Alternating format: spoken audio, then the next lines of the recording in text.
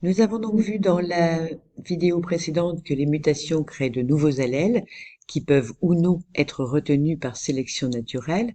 On peut se demander maintenant, l'étude des génomes humains peut-elle nous renseigner sur l'histoire de nos ancêtres? Alors, l'histoire de nos ancêtres, on a longtemps eu cette image dans la tête, de type l'homme descend du singe, et s'est formé à partir de lui. Alors, on sait aujourd'hui que c'est totalement faux, que cette image, même si on la garde dans la tête, est fausse, et on va expliquer pourquoi. Donc, grand 4, l'histoire humaine lue dans son génome, correspondant au chapitre 4 du livre. Alors aujourd'hui, on serait plutôt sur un pied d'égalité en plaçant tous les individus sur le sol. Euh, alors, seules les représentations des pilosités là sont dues à l'artiste, mais les tailles, etc., sont relativement réalistes. Donc, on a des espèces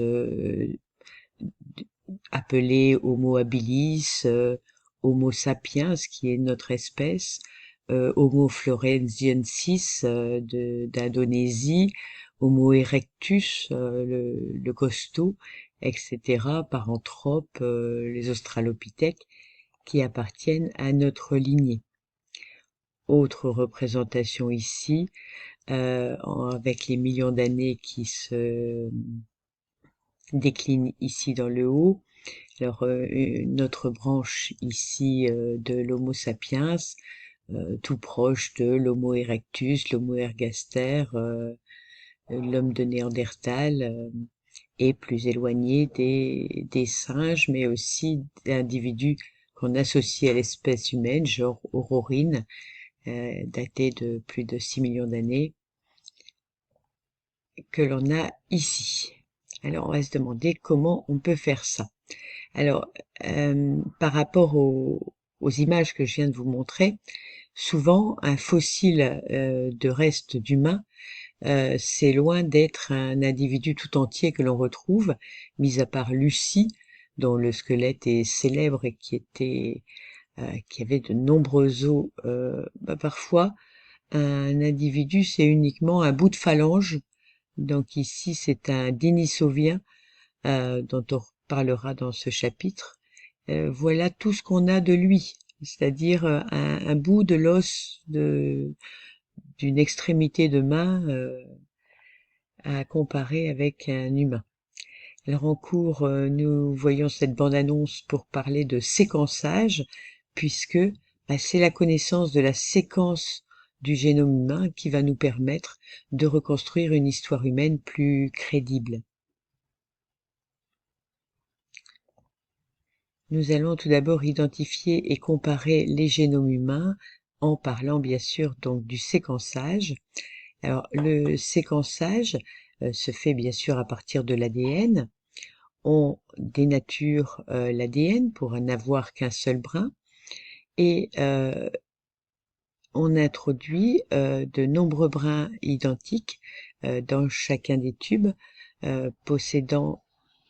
contenant des nucléotides libres, soit des G, soit des T, soit des A, soit des C. Et donc, ces nucléotides vont se fixer par complémentarité avec le brin à séquencer. On a aussi des nucléotides capables de bloquer l'élongation, c'est-à-dire d'arrêter la copie du brin. Donc la synthèse de brins complémentaires des brins séquencés s'effectue dans chaque tube. Les brins synthétisés sont plus ou moins longs. Donc par exemple ici on a un brin relativement court, ici un peu plus long, ici encore plus long. Et donc on va séparer les fragments, ces différents fragments, euh, par électrophorèse, c'est-à-dire en appliquant un courant électrique qui va provoquer la migration des fragments, du plus grand qui va peu migrer jusqu'au plus petit qui va migrer le plus loin sur la bande de migration. Et donc on peut lire le génome en partant ici du plus petit élément, comme si on commençait notre lecture ici. Donc je vais lire d'abord T, puis A, c'est ce que vous lisez ici, puis G, puis T, puis C.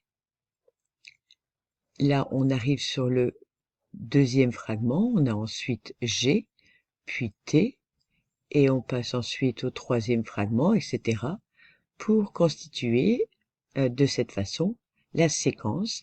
C'est ce qu'on appelle la méthode Sanger, donc ça se lit, la bande électrophorèse se lit de bas en haut, et on peut dire qu'elle a permis, donc dans les années 2000, à séquencer tout le génome humain, c'est-à-dire 3 milliards de paires de bases. Vous avez ici l'explication présentée de manière différente. Donc la molécule d'ADN à séquencer auquel on a appliqué la technique de PCR pour en avoir de nombreux exemplaires.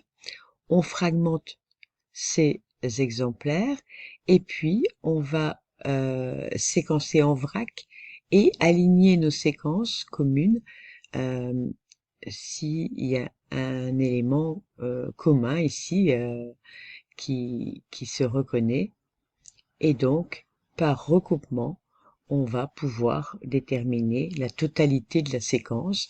Avec la fin de celle-ci on débute la suivante, etc. Et donc on peut obtenir la séquence d'un gène, la séquence d'un chromosome au fur et à mesure. On va pouvoir alors comparer ces séquences. Alors ici, on nous parle d'un logiciel qui s'appelle Muscle. C'est sûrement un logiciel anglo-saxon qui est utilisé. Nous avons l'habitude d'utiliser Anagen et maintenant sa version en ligne qui est Génigène, qui permet donc de comparer les séquences. Bien sûr, à l'œil, c'est très compliqué et très rébarbatif de faire ces comparaisons, même si j'aperçois ici des différences. Avec un logiciel, bien sûr, ça devient beaucoup plus simple de réaliser ces comparaisons. Donc ici, on a un alignement exact. Ici, on a des nucléotides absents. Donc on peut penser qu'il y a une mutation par délétion entre l'un et l'autre. Les méthodes actuelles sont donc plus rapides et elles permettent de travailler sur des individus pour identifier de nouveaux allèles issus de mutations récentes dans l'évolution. On a par exemple ici, sur le site qui s'appelle Ensemble, les différents allèles et leurs proportions dans les populations. Ici, c'est le gène de la lactase qui permet notamment la digestion du lactose, dont on va reparler ensuite, qui est étudié. Et ce gène, eh bien, on a des proportions différentes des deux allèles les plus fréquents, ici comparés en Europe et en Afrique. Donc on peut dire que les allèles et leur fréquence varient d'une population à une autre. Ça permet aussi de voir quels ont été les métissages. Et entre l'Afrique et l'Europe, ça nous intéresse beaucoup parce que nos ancêtres étaient tous africains, les premiers individus du genre Homo. Ils ont ensuite migré vers l'Europe, mais aussi vers l'Asie, l'Amérique beaucoup plus tard, enfin, les Amériques beaucoup plus tard. Et donc, l'importance de connaître la fréquence des allèles dans les populations nous donne des renseignements précieux pour comprendre ces migrations. Ici, un petit résumé schématique de ce qui a été vu dans ce paragraphe grand A. Premier génome séquencé, donc 3 milliards de paires de bases au début des années 2000, la méthode Sanger. Et puis ensuite, un séquençage des génomes des individus qui permettent de faire la différence entre un individu 1, un individu 2, un individu 3, qui nous amène à dire qu'un individu, c'est une combinaison unique d'allèles, mis à part les jumeaux, les vrais jumeaux ou monozygotes. Bien sûr, il faut beaucoup d'informatique pour tout cela, mais ça se fait aujourd'hui de manière assez aisée. Donc, notion 13, la diversité allélique entre les génomes humains individuels permet de les identifier et, par comparaison, de reconstituer leur relation de parenté. Ce qui nous amène donc à nos fossiles, grand B, les génomes fossiles et l'histoire humaine. Tout d'abord, je l'évoquais précédemment, une histoire de migration. On a ici la reconstitution à la page 87 d'une femme de Néandertal.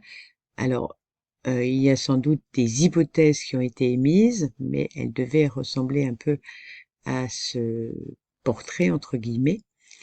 Les informations génétiques ont donc permis de comprendre que il y a eu des migrations qui ont eu lieu. Donc, vous avez ici deux cartes qui nous montrent entre moins 250 000 et moins 45 000 ans où se situaient les Néandertaliens, donc principalement en Europe, en Eurasie, allons-nous dire, et au bord de l'Afrique ici. Par contre, il y avait quelques hommes modernes dans le nord de l'Afrique. Alors l'homme moderne, c'est l'Homo sapiens, ou encore l'homme sage, c'est nous. Et vous avez des sites qui sont pas bien visibles ici, tour à tour occupés par les deux espèces, plus visibles pour cette deuxième carte. Donc après moins 45 000 ans, on voit que les Homo sapiens ont migré vers l'Europe et l'Asie, territoire qui était déjà le lieu d'habitation ou de nomadisme, on ne sait pas toujours, de Néandertaliens. Et donc ils ont cohabité, chose qu'auparavant on pensait impossible, puisqu'on pensait que l'Homo sapiens descendait de l'homme de Néandertal. Donc l'Homo sapiens, homme moderne ou encore appelé humain, a migré de l'Afrique vers l'Eurasie il y a environ 50 000 ans. On pense qu'il y a pas plus de 2000 individus qui ont quitté l'Afrique, qu'on appelle le berceau de l'humanité, pour partir vers l'Europe.